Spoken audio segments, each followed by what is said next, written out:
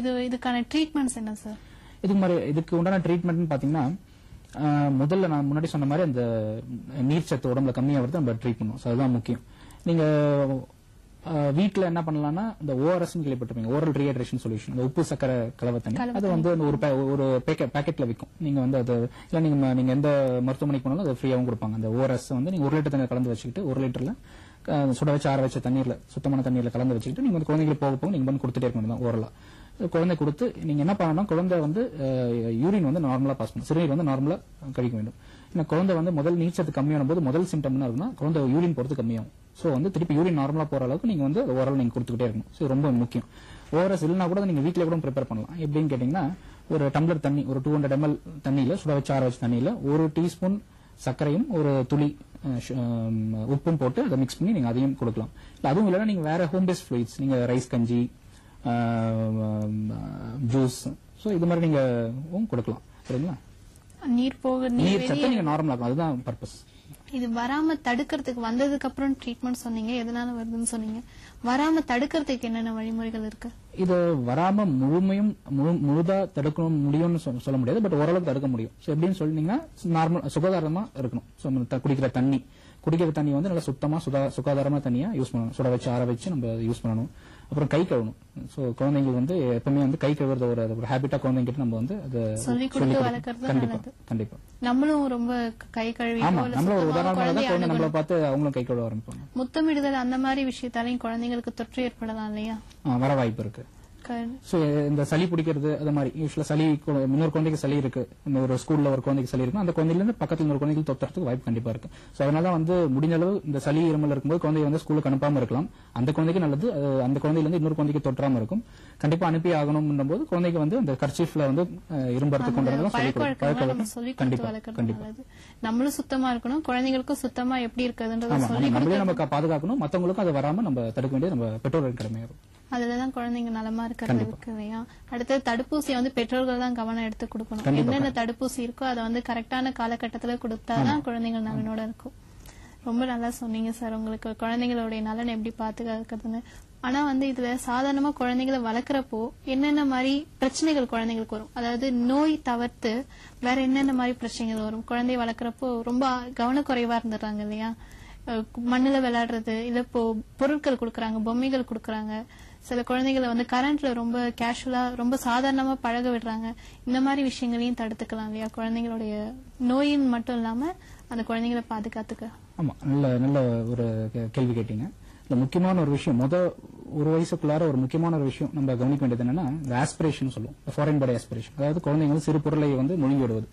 அது ரொம்ப காமனா அந்த குழந்தை வந்து ஒரு 7 வயசு ஒரு 5-6 மாசத்துல குழந்தை வந்து எடுத்து வாயில வைக்கக்கூடிய அந்த மைல்ஸ்டோன் டெவலப் ஆயிடும். அதுக்கப்புறம் நம்ம ரொம்ப ஜாக்கிரதையா இருக்கணும்.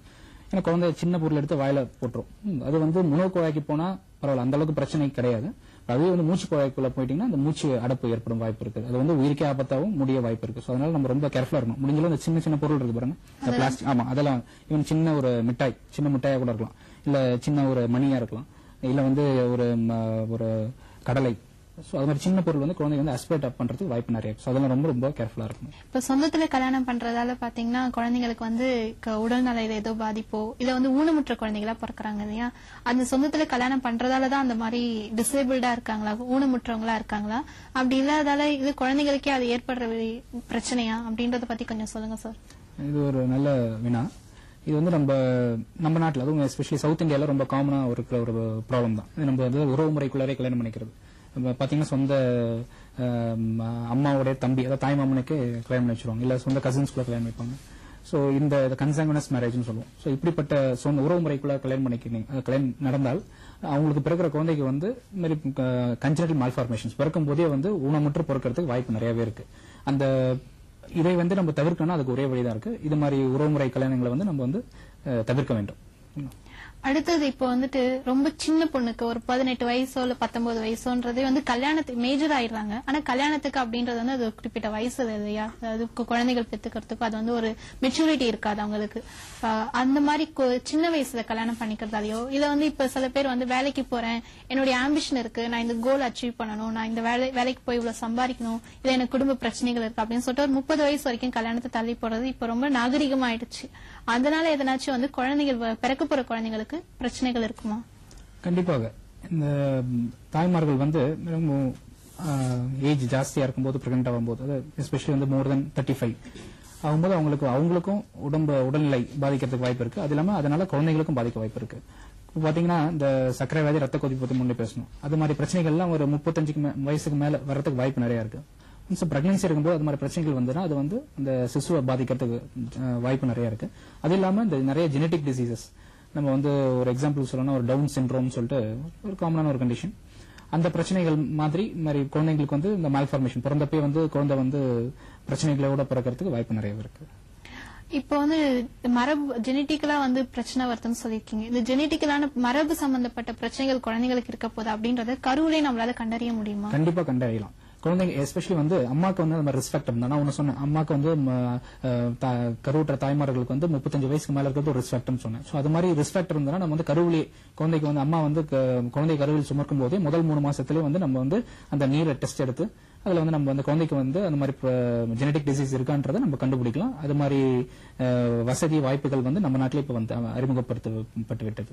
Okay sir. இப்போ ஜெனட்டிக்கலா அதாவது மரபு சம்பந்தப்பட்ட நோய்களை வந்து கண்டுபிடிச்சு கருவுல நம்ம வந்து பண்றோம். இதே போல ஹெச்ஐவிலையும் பண்ண முடியும் இல்லையா?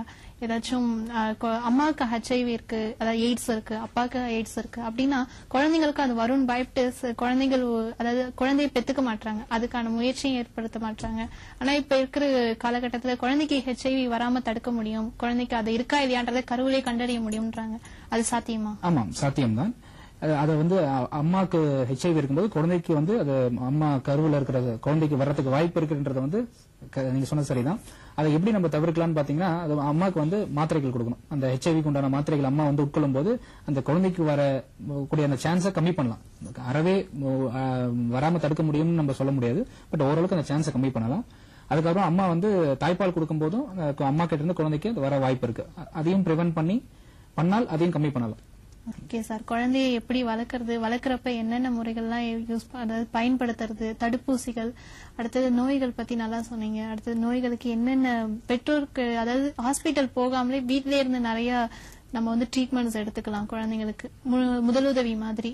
அந்த மாதிரி இருக்கிறது எல்லாத்த பத்தி ரொம்ப விரிவா நேயர்களுக்கு சொன்னீங்க. நேயர்களே, நீங்களும் வந்துட்டு குழந்தைகளுடைய வளர்ப்பை பத்தி கேட்டிருப்பீங்க. வளர்க்குறப்பையும் சரி, குழந்தைகளை வந்துட்டு அவங்க வளர்ந்து அவங்களுடைய செயற்பாடுகளை ஏற்பட்டுக்கிறப்பையும் சரி, நம்ம குழந்தைங்களுக்கு நல்ல நல்ல பழக்க வழக்கங்கள், சுத்தமா எப்படி இருக்கிறது அப்படின்லாம் சொல்லி கொடுத்தோம்னாதான் சின்ன சின்ன வைரஸ் அதாவது கிருமிகள் வந்து தாக்குறதோ இல்ல சுத்தபத்தமா வாழறதோ இதை பொறுத்துதான் குழந்தைங்களுடைய நலன் இருக்கும். சோ நலனோட குழந்தையை வளர்ப்போம், நல்ல நல்ல கருத்துக்களை சொல்லி கொடுப்போம், குழந்தைகளை நல்லபடியா வளர்த்து ஒருவேளை அந்த குழந்தைங்களுக்கு நோய் வந்தாலும் அதற்கு டாக்டர் சொன்ன மாதிரி டாக்டர் கிட்ட நம்ம போயிட்டு ஆலோசனை எடுத்து அது மூலியமா மருந்து காலகட்டத்துக்குள்ள கொடுத்து வளர்த்தீங்கன்னா நோய்களையும் தவிர்க்கலாம், நோய்கள் வந்தா அதுக்கான தீர்வையும் தேர்ந்தெடுத்துக்கலாம். நன்றி.